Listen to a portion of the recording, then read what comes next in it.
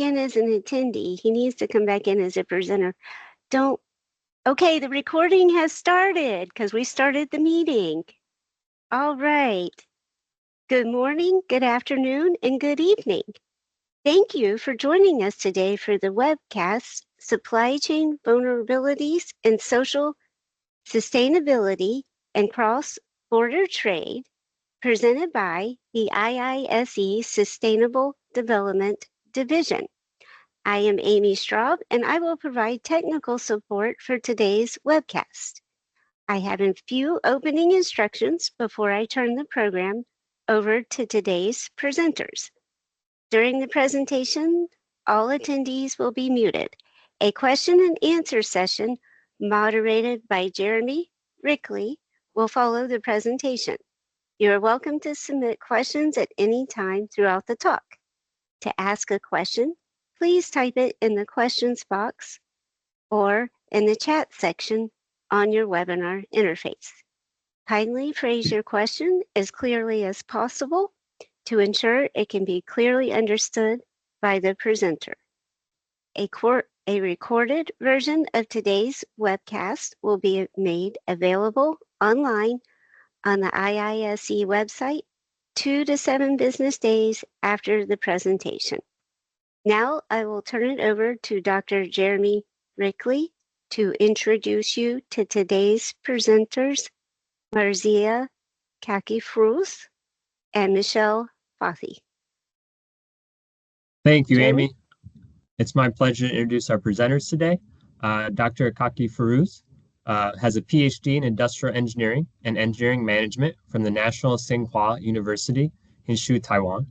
She is an assistant professor at the School of Engineering, Monterey Institute of Technology in Mexico. Her research interests include human-in-the-loop intelligent decision-making with applications in social goods, supply chain, and manufacturing. She is an associate editor of the Journal of Sustainable Horizon and Energy Systems. I'd also like to welcome Professor Michel Fathi. Michel is an assistant professor at the University of North Texas. His research interests include operations research, management science, data science, AI in business, cybersecurity, and information systems, energy systems, healthcare, and social goods. He is an associate editor for AI in Business Journal, Energy Systems, and the Operations Research Forum. Thank you very much, Dr. Khakifirooz and Dr. Fathi, for joining us and presenting today. I'd like to hand it over to you, and I look forward to your presentation.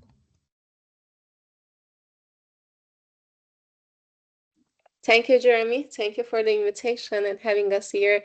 Good time, everyone, that you're joining for this presentation. It's an honor to share part of our journey that we went through about 3 to 4 years for this research. Hopefully, at the end of the presentation, we are going to see some meaningful result and everyone can get some useful message out of the seminar. So this is our agenda. We are going through, of course, motivation, some problem description, and why we have to study this problem, and regular research related things. But to start our presentation, I want to bring the attention of everyone to a specific problem that was the motivation and catalyst of this research. Related to the area that I was growing up and living with this phenomena about the people that working at the borders. And these people, they name Kulbary, means a worker that carry goods on their back. And they crossing the merchandise cross the border. These people usually live in the Kurdish part of Iran, Iraq, Syria, and Turkey. And they work either legally or illegally, or they are involved in illicit supply chain. However, the way that have been treated to them, the way that they are living, and then the role that they have playing in the supply chain of that region was pretty significant. But there are a lot of issues with their job style, with the regulation that's forming around their work, and that at some point people said that they are involved in the modern slavery. That was the reason we put the title of the social sustainability in our presentation. Although these people have been the motivation of our research, we started by seeing how the supply chain management can help to have a better working environment and the market condition for these people. During our study, we found that there are a lot of other similar cases to the Kulbary. This issue is not only related to the area that I mentioned in the presentation. We have different formats of this cross-border informal logistics system. There are some example between Morocco and some territory of the Spain. There are some female, and they call female mule. They allow to carry merchandise between this Spanish territory and Morocco. Between Zimbabwe and South Africa, there are several female traders that they are going almost same situation with the working condition, and they are allowed to trade between Zimbabwe and South Africa. However, they are subjected to exploitation, labor trafficking, sex trafficking, another issue. There are a lot of migrant children's workers between the border of Thailand and Myanmar and Cambodia. They brought to those regions by their parents, and they allow to work between the across the border without having a visa issue. This is the flexibility that the government of the Thailand made for them. But again, they have been involved in many child abuse and labor trafficking things. This is seeing this problem from the social sustainability is one thing, but the important point of view is that the rule and the benefit that these worker they have for the supply chain. So keeping in this motivation and these cases in mind, there is another issue that we also included in our study, and that is the suitcase trade or luggage trading. Suitcase trading or luggage trading is a term that have been kind of invented in Turkey many years ago when still we have the Soviet Union. And people they allow to from Soviet Union, they usually came to the Turkey, Istanbul, brought something from their country, buy sell it in the Turkey and buy some other product that they didn't have it in their own country, that they in their own region. And that was a very common sort of the trade. And actually in those age, livelihood of Istanbul was strongly depends to this suitcase trading. Nowadays, still this suitcase trading is very common in Turkey, Istanbul, not just that region, that country, many other country. I'm living in Mexico. It's very common that people go to the US, buy something coming back to the Mexico, sell it, or vice versa, took something from the Mexico, go to the US and sell. It's not necessary it will be a two neighboring country with the land border. It could be from one region to another region. I remember when I was in Taiwan, it was very common that the people give a list of the merchandise. If you travel to the Europe, it's good to buy this product back to Taiwan and sell it, even though the Taiwan was a very industrial country. But still, this kind of suitcase trading was is a very common thing in many regions in the world. So together, this suitcase trading plus that human porter things, considering the cases that I show you, we consider these two together as a format of informal logistics systems that is between at least two countries.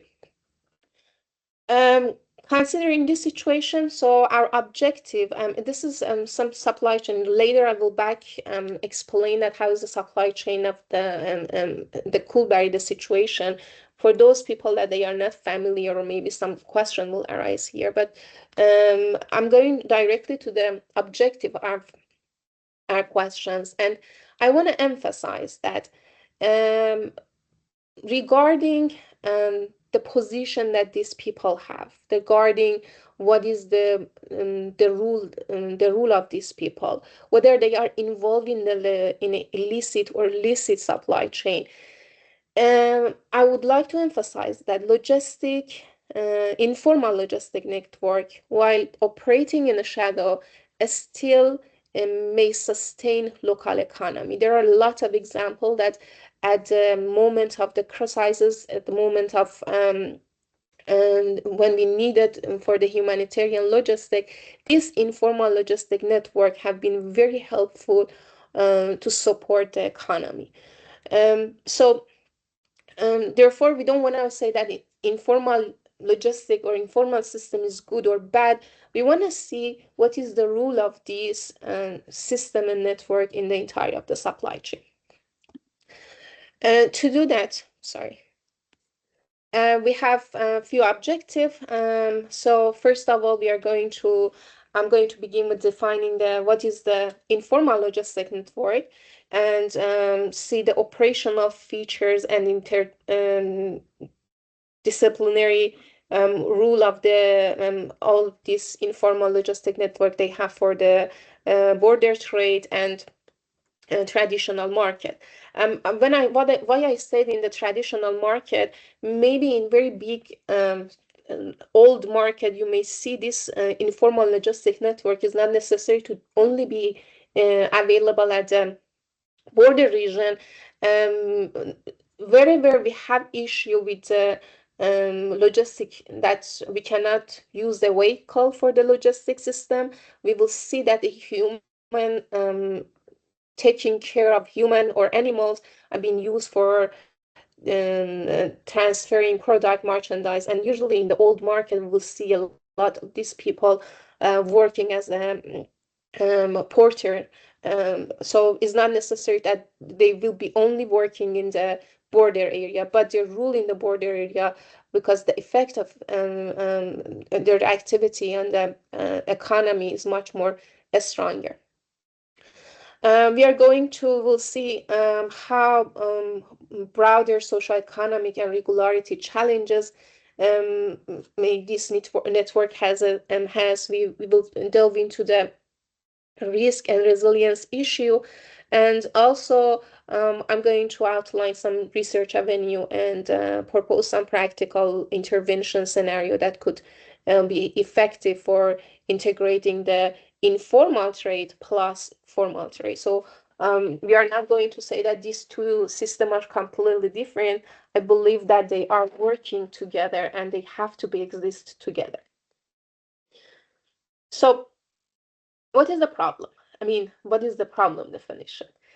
When we're discussing about the cross-border or local trade that are rely on these porters or luggage trader or any small-scale carrier system, it's very easy to say that formalizing this network is going to be a solution.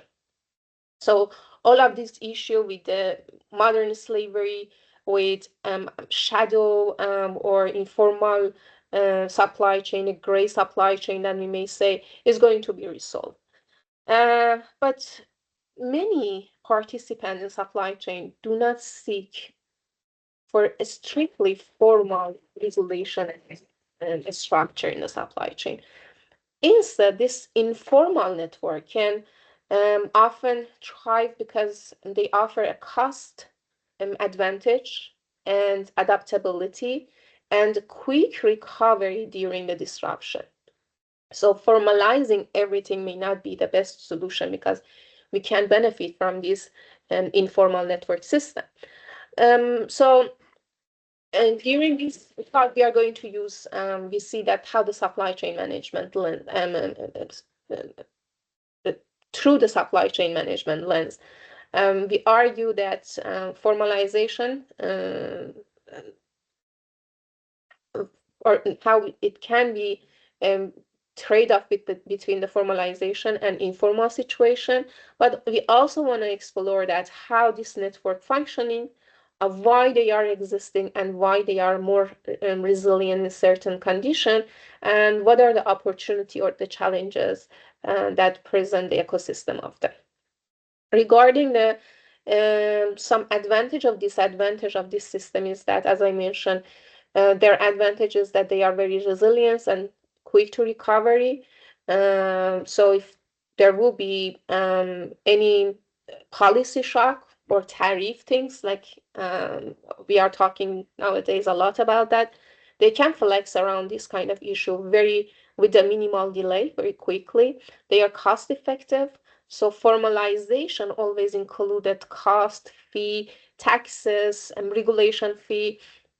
So these informal route, they are very viable for the small scale enterprises and the trader.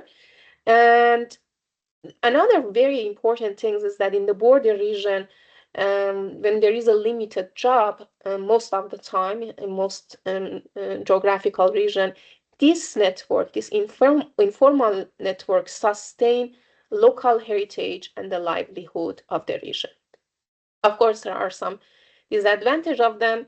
So if there is a legal or regularity complexity, so these regularity complexity, they can create uncertainty, a big uncertainty for this informal network. There is an issue with the worker safety and welfare. As I said, that there are many of the topics that I share with you. Workers are subject to exploitation and abuse. And there is a unequal bargaining power with informals, with the formal setup. So this like the legal resource, if there is not legal resources, there could be a exploitation that I said going back with the worker safety and welfare. So there are a lot of other worker safety, for instance, working at the border. Most of the time they are not going through the same route that we normal logistic transit. They are going through the mountains, or because they have to carry something on their back, or go through some very dangerous activity, it's going to be another safety issue with them, with these people. So when we started to go through this problem, one of the questions that we always have been asked was that why we should care about these people. Because these people already have a job, I mean, income, and the job that government cannot create it for them. There's no any opportunity for them to do something else. In case of Morocco, for instance, these are the female and they are the head of household. They are single females, and they don't have any other job opportunity. And usually society don't accept this female to give a job to them. In terms of the kids, in Thailand, they are kids. They cannot do any other activity that adults can do. In terms of the Kulbary, the same issue there. The area is subject to a lot of tension and many years, and they have been involved in the war between Iran and Iraq and Syria and inside Iraq itself. And their religion maybe is different, the language is maybe different, and they feel that they are marginalized because of this kind of issue. And consider all of these things. They already have some kind of income. So if you wanted to solve or bring supply chain research, supply chain management, maybe we want to remove them, or what we wanted to do for them. There are a lot of, we have started collected data since 2021, and still we are collecting some data. I will share it later with you that what happened during our data collection is very interesting. So the point is that when the government cannot create job for them, government seems that is happy, because already there are some people that is very difficult to create job for them or income for them. They already have some sort of income. They are helping consumer are happy because they're receiving a low cost product, a low cost in terms of the logistic cost. These people are happy. retail market is happy. So why we should care about this informal logistic system? It's not only about this system, this informal system. It's about everything that are attached to this system. For instance, the cost dynamic that we said. So the cost dynamic, many small enterprises, they are they are advancing, they are appreciating low cost over some standardized process. And this standardization that we are talking about, that is also in informal logistic, is rapidly adapted to some new regulation. So even though they lack some uniform procedural structure, because they can rapidly adapt to any new adjustments. So not all the market required such a rigid standardization. So they are very flexible. If there is any external shock, any like the tariff, like sanction, like the other things like organized crime, arresting the organized crime. We want to remove the organized crime because organized crime, of course, we don't want them, but they are playing a very important role in this ecosystem. So if it will be an external shock, they can recover very quickly as well. And the a stakeholder they are involved here also, they are not all of the stakeholder, they are looking for very high level of the formality. Some partial or light touch of the formality is enough for them. And so okay, about how we have to how we should care about these people. I mean, when I said the people, is I mean mainly we talk about the porter, but these porters are involving in the informal supply logistics system. We first need to know that who benefits from these services,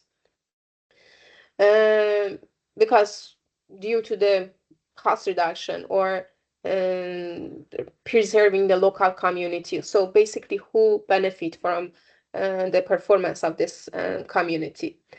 Who need the visibility? Because formality bring the visibility. So informality is supposed that is bring invisibility. So who need visibility? So certain policymaker or some formal firms may only seek basic data or minimal regulation to ensure the safety and avoid conflict, but who need the visibility and how much visibility is needed? What can we solve? Basically, we can pinpoint that where selective integration or some light regulation should be putted, and that safeguard the workers, the porters, and maintain the adaptability of the system and avoid illicit activities. And also, we have to respect the local reality that some prefer to remain fully informal for cultural or economic reason, and a lot of other people prefer accept a limited formalization or to just having the stability and access for everyone. So we need to care about this and consider all of these aspects in order to know how to care about the problem and how to consider solution or intervention scenario for this informal logistics system. So in our this was all about why we are studying this problem and how we have started our motivation. Of course, we went through several literature review. We went to see that what happened from the other side, other point of view, from other field, that how people see similar things, or if there is any informal logistics system, informal market, what kind of theoretical support exists, and how we can see this problem, give a framework to this problem.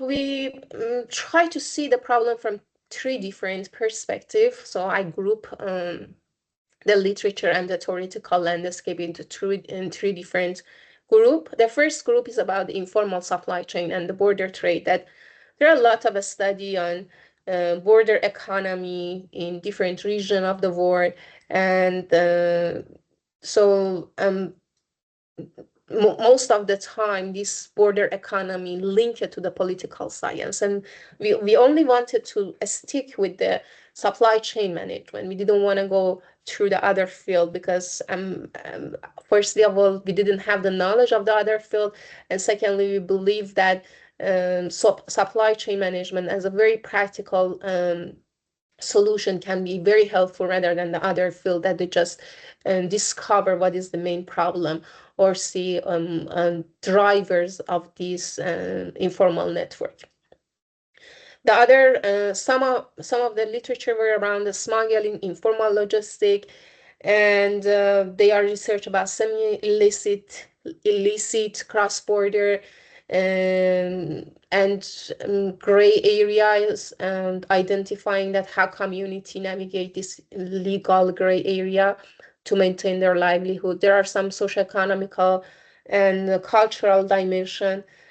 So basically people at the border, or people that they are engaging, not necessarily at the border, like luggage trading, people they don't have the alternative employment or income, so that's the reason they are engaging in this kind of activity. Or there might be some cultural ties, especially when it's come to Kulbary's. I'm sure that this is back to like this is a family business for among some peoples involving in this activity.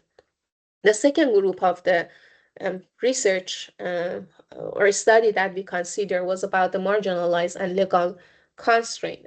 So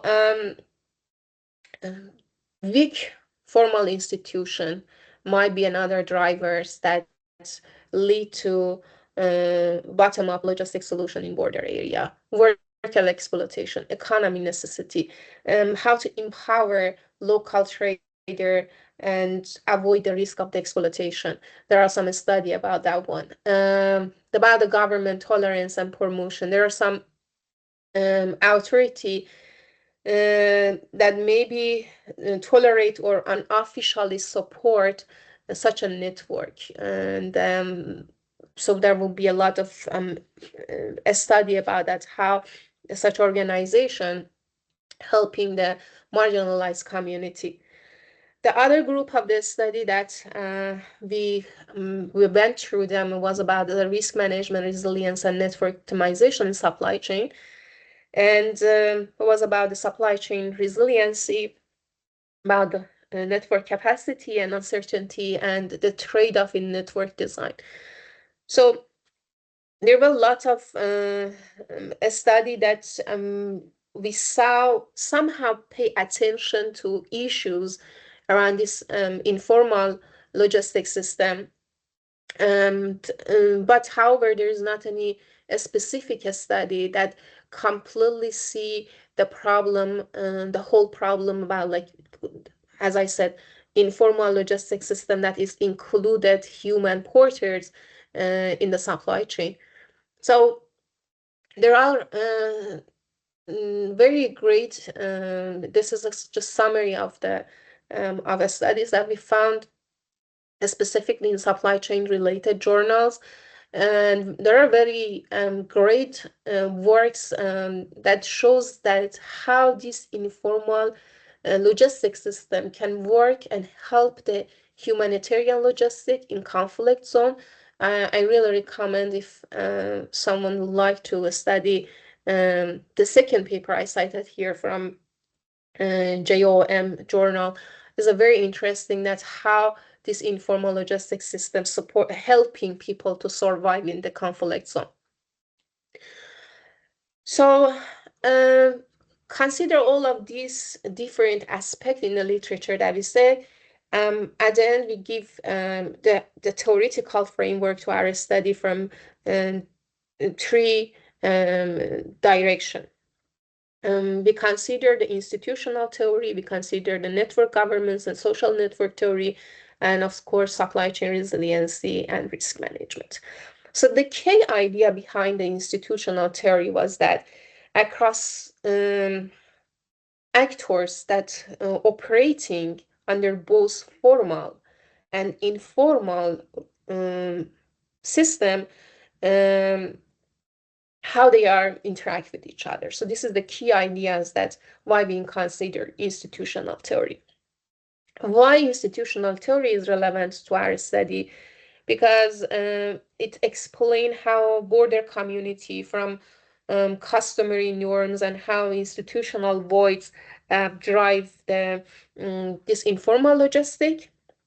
And we consider some factors that these factors have been like local community tolerance, cultural norm, cross-border exchange, and informal regularity mechanism.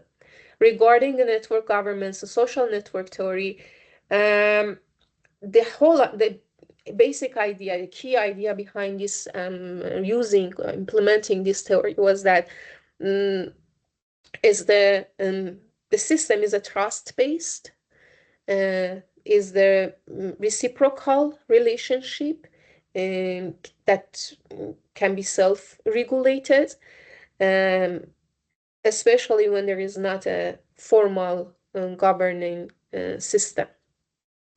Why such a theory is related or can work for our case? Because this theory captures non-hierarchical nature of this supply chain and how porter, trader, brokers, authority, they can adapt quickly under the any shock. Regarding the supply chain resiliency, before going to that factor that we consider for the network governance and social network theory, they were very the strength and the density of social connection, how the porters are connected to the middlemen and brokers, and the local regulation mechanism. For supply chain resiliency and risk management, the idea again was that we focus on the flexibility, redundancy, and adaptation of this system and when there's a disruption. And why is relevance? Because it explains how informal network can demonstrate fast recovery under policy or economical changes. Factor that we consider from this part, it was rerouting, because when there is a shock, when there is a new disruption, maybe the major routes that are using by this informal logistic trade porters is required to be changed to another route, and handling financial or policy volatility. So by combining all of this, we had our conceptual framework, and I would like to emphasize that the goal of our study was not developing theory.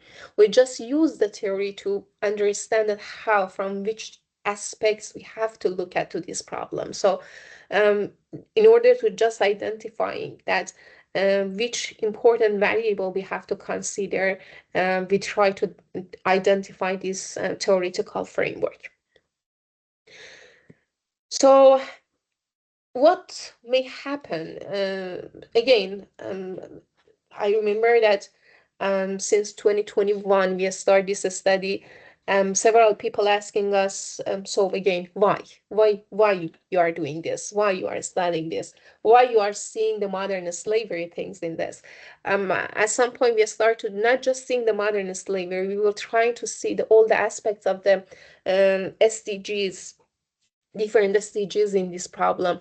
And always there was these questions that why we need to study. So here I brought some example for you, and hopefully these examples are helpful to understand why we really need that a sort of theoretical framework, and also answering that how this informal logistic network have been survival or have been helpful for a situation that we have the disruption. Regarding back to first theory, what was the institutional theory, we had an example.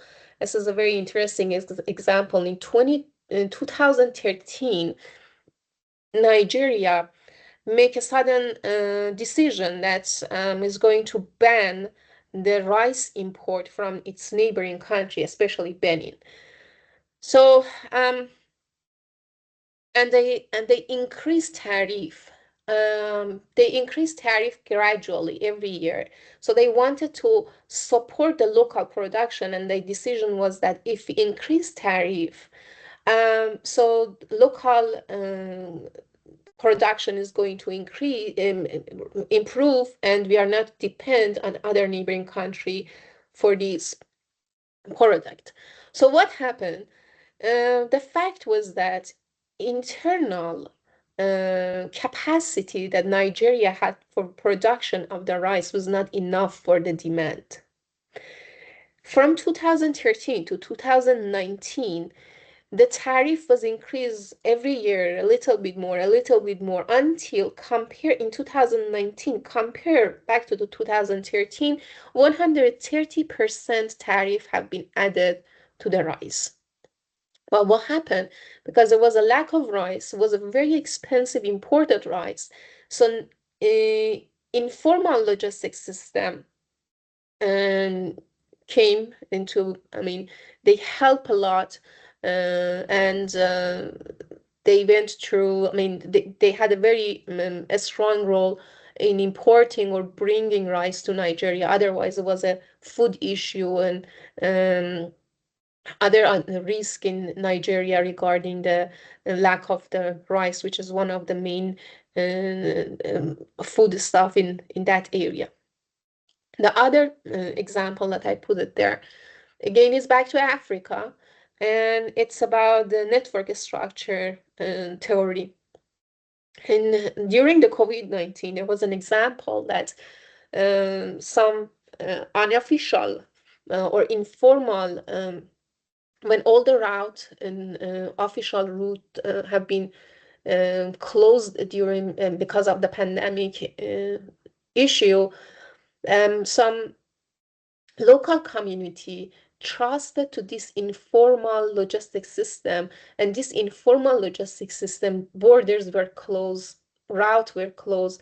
So through the informal system, they could bring medicine and food to some community. So community that have been trusted this informal logistic network, they could survive the pandemic time, but many community that failed to collaborate with this network, they had issue with the food and medicine. So only not being affected by COVID, but also have been affected by the lack of the formal logistics system and the lack of food supply and medical supply.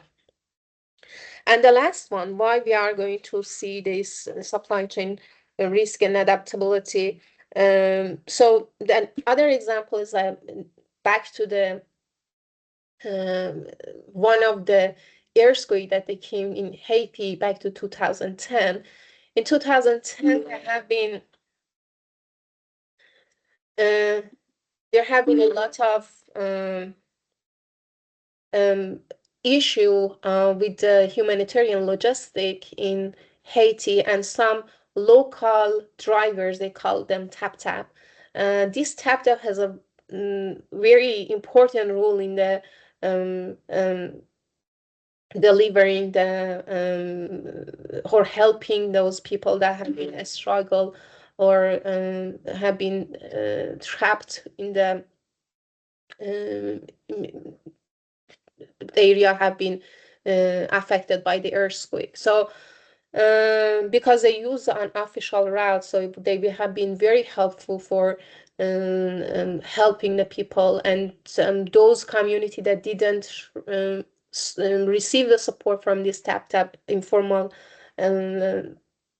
driver, they had the severe delay in receiving the aids and other supports. So you see that when we're talking about this informal system, how this informal system can be helpful and what they can do for us. To just very quickly go through what we did, we collect some data. We did the, excuse me, we have two different sampling, targeted sampling, theoretical sampling. And why we did it, this targeted and theoretical sampling, we intentionally selected some individual, our data came in, majority of our data came from the Kulbary, the case of the Kurdish people in Iran and Iraq and Turkey. And since 2021, we started to collect the data. The initial data was the data that the ecosystem have not been very official. So these people, some of them, they have the border trade card, but not all of them. So government allow them to officially trade across the border, but they just allow to bring a specific product, or they just allow to, like, they have the maximum amount of product that they could bring to the country tax-free. And the second round of the data we collected was 2022, and it was a time that this border trade card have been quite popularized among the border residents, and almost everyone, even those people that have not been involved in this informal logistics system, they had access to this trade card. And recently we collect another sort of the data again. And nowadays, the ecosystem became much more different. Of course, they are still carrying things on their back. They're bringing merchandise to the country, but they are not selling only to the retail market. They are selling in the social media and e-platform, like Instagram, Facebook market. So they are is a kind of one-to-one business model. They receive the demand from the consumer, they go to other side of the border, bring the product, and then send it to the end the consumer. This is again is a similar situation and system with the luggage trading. And we have the ethnographic field observation. We've been there, we collect some data, we observe something by ourselves, because just interviewing with the people was not enough. We interviewed not only by this porter, but also with some other stakeholder, people from the Chamber of Commerce, Logistic Association, Ministry of Industry, Mining, Trade, some political parties, some news reporters and freelancers, and also some professor scientists from the political science, because I believe that many of this issue, when we talk about the border things, may back to the political science. So after we also have some visual documentation. If you are interested, there are a lot of videos, interviews, and media. You can simply search about the name of Kulbary and you will be able to see that data. And our secondary data came from scientific literature, media, and border agencies report, and etc. So we have some different variable. About the institutional variable, we consider very important things that I'm going to show you the result of that very quickly. Was about the policy shock. So we consider different policy shock. Even this policy shock have not been implemented or applied, but we consider it one of the most important variable in our analysis. From the network governance variable, we have the trust index, we had number of porter and broker influence. Brokers, sometimes they are retailer, they are from retail market, or sometimes they could be organized crime. From resilience and risk variable, we have the volume of the good that is carried. Of course, it could be the numbers from the informal market is very different. We have the adaptive routes and the routes that they are being used officially or unofficially. Income profit margin, that it was a self disclosure. They just say that this is our income, and the risk of the injury, death, or other sort of the risk.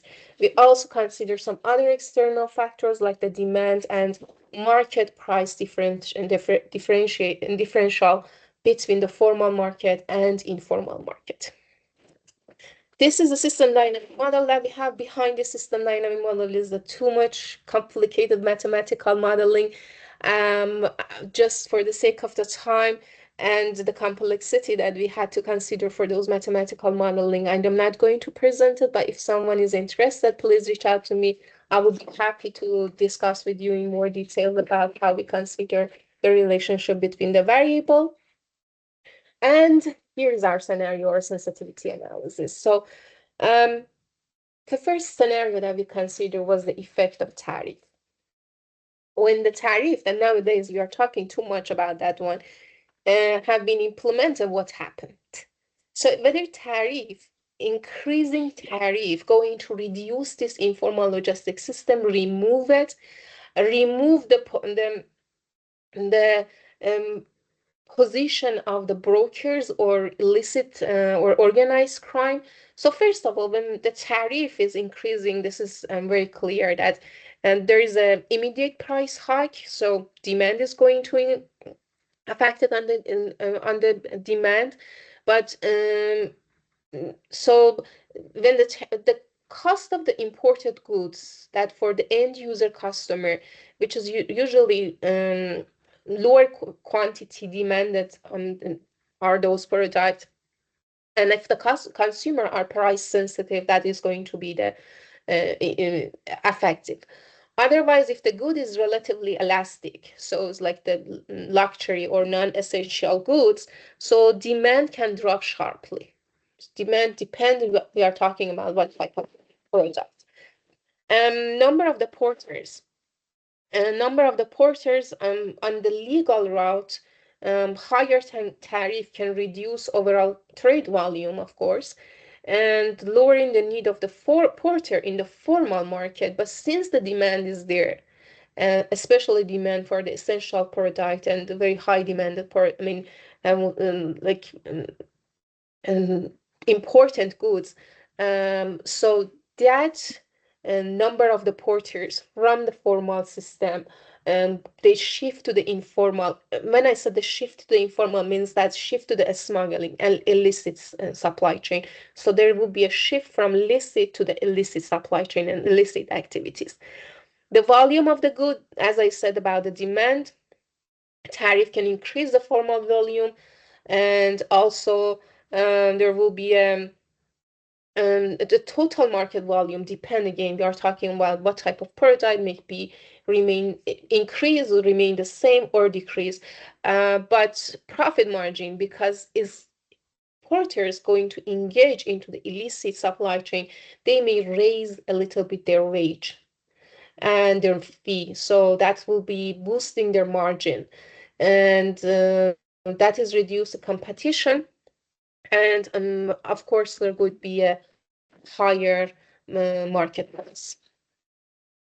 We consider this is the effect of the tariff. So tariff is not the solution in order to make system a little bit more formalized. No, make it in a formal way.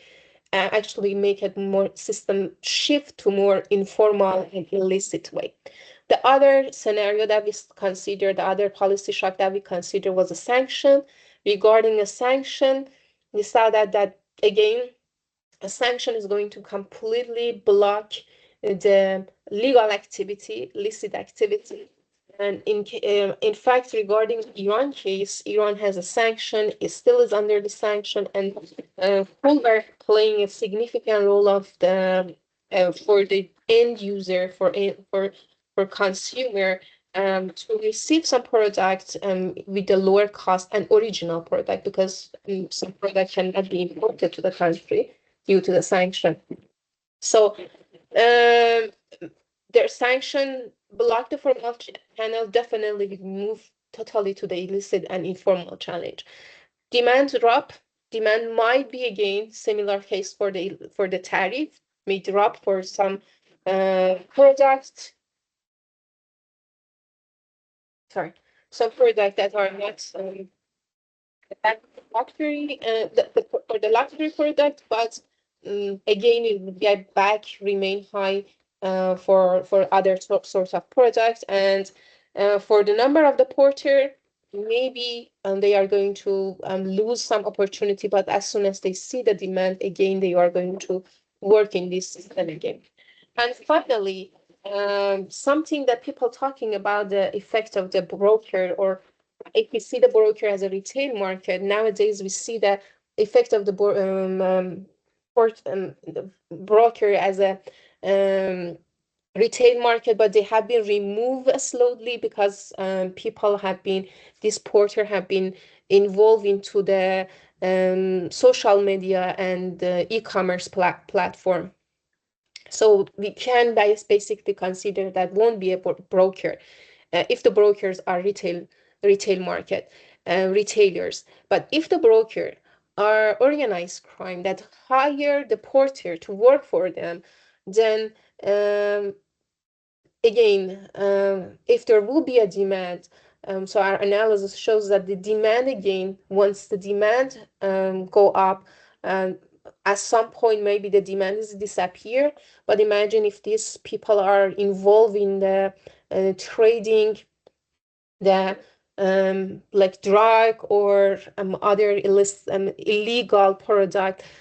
So might be if they see that there is a demand, they do a like personally, individually start to practice in this system, because they already know the route, they already know the market, and they already know that from where they have to receive the supply. If they know this information, so the broker part role can be completely disappear, and these people leading the business and the market by themselves. I think we don't have that much time.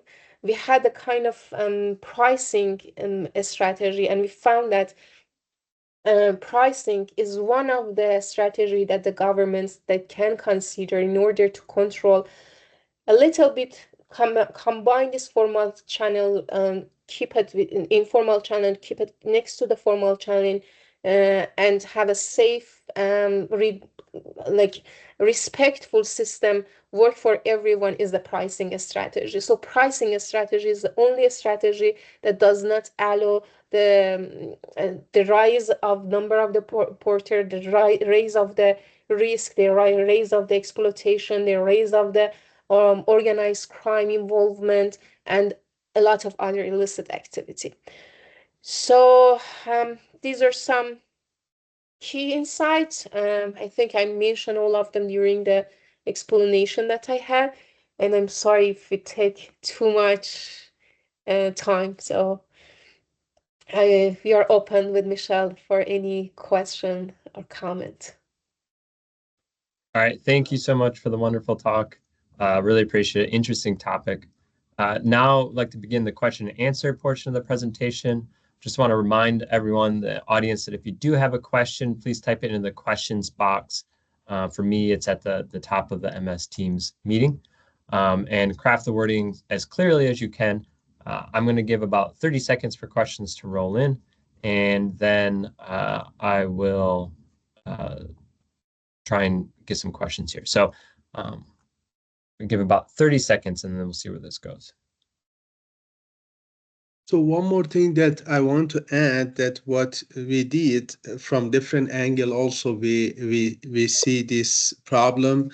The systems operation management practices also can be applied to reduce the risk of modern slavery and human trafficking in cross-border retail market, which is very, very important, and promote ethical and sustainable supply chain practices for this problem. So we open this position paper that open a lot of future research area.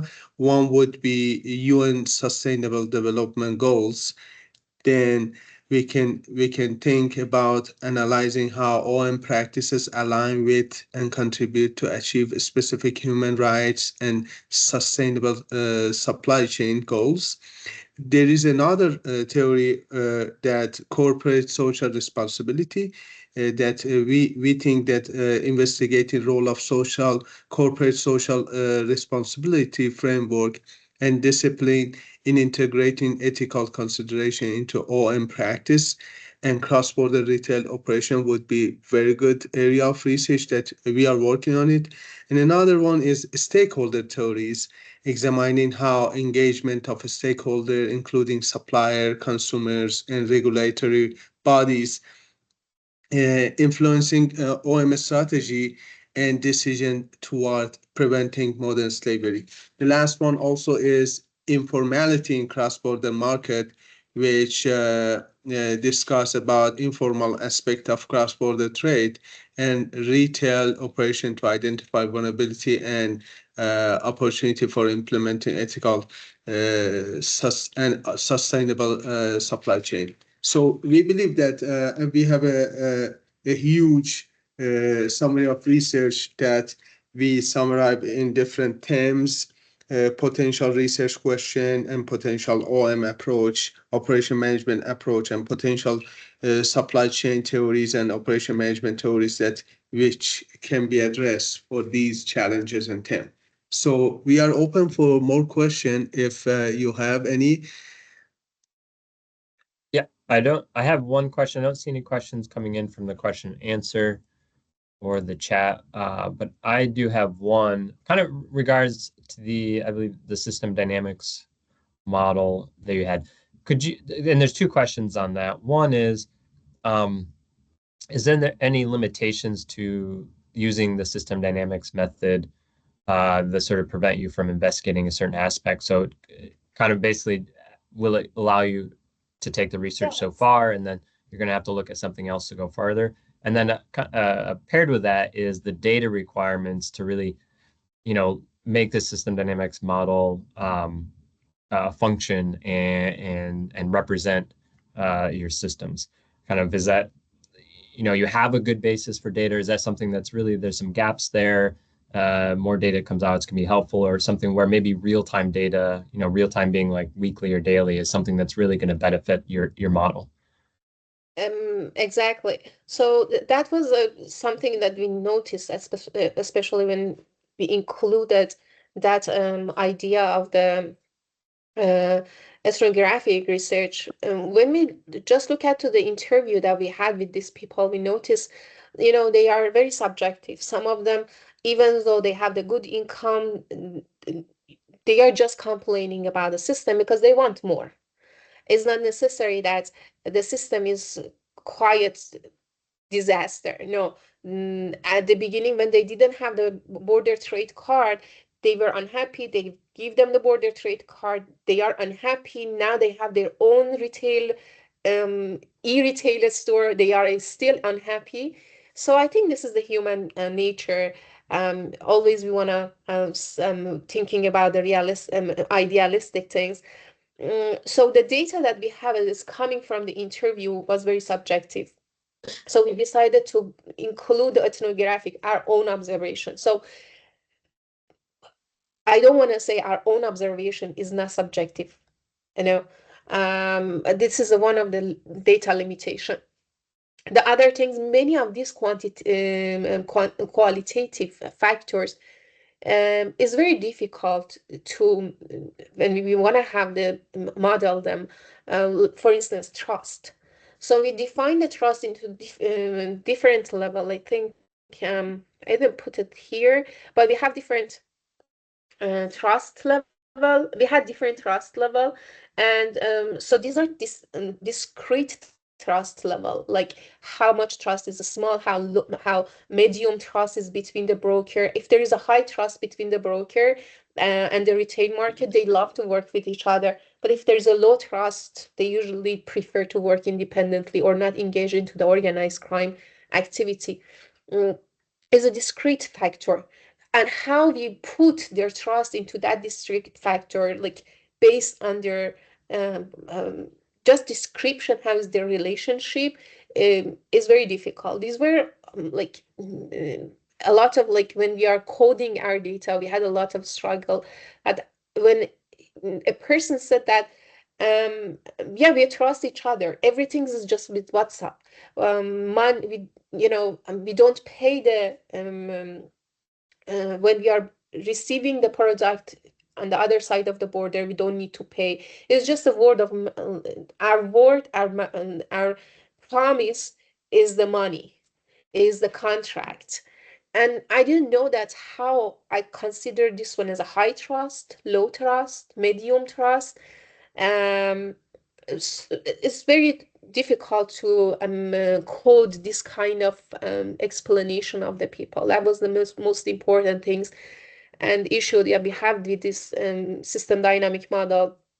And the other things that other issue, I think I'm going to wrong direction. I'm trying to back to the system dynamics. Sorry. Yeah. Here, there were, like, this was super populated. Is the simplest system dynamic model that we could put it here.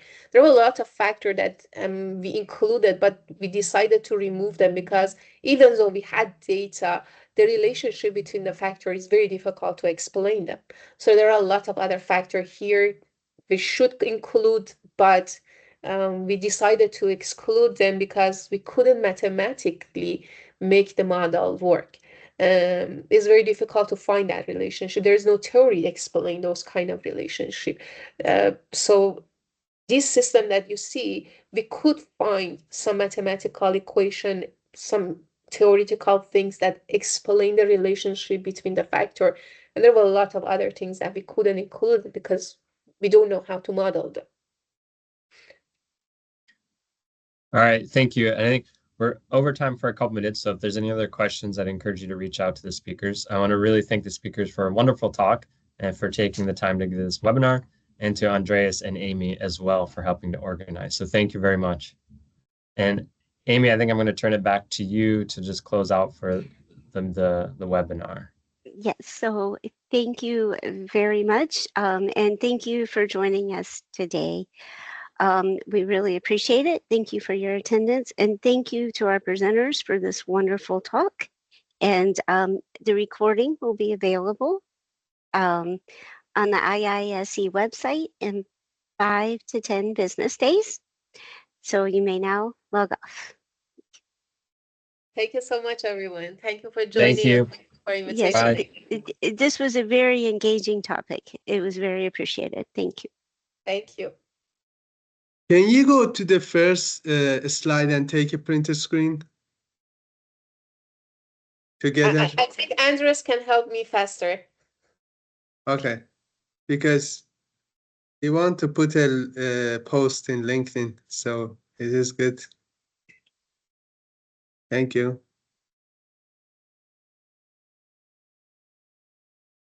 Thank you.